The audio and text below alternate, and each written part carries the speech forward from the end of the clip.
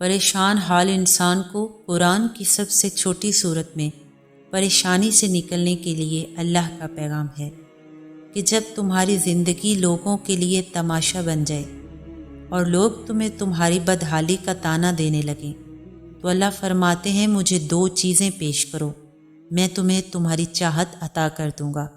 فَصَلِّ لِرَبِّكَ وَانْحَرْ، اپنے رب کو مسلسل یاد کرتے رہو اور مجھے اپنے صبر کی قربانی پیش کرو، کیونکہ سورہ کوثر کا نزول بھی یہی ہے۔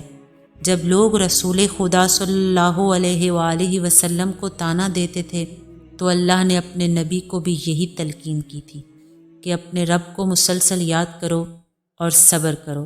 جب تم یہ کام کرو گے تو میں تمہارے دشمن کا بھی وہی حال کر دوں گا جو تمہارا دشمن تمہارے بارے میں سوچتا ہے۔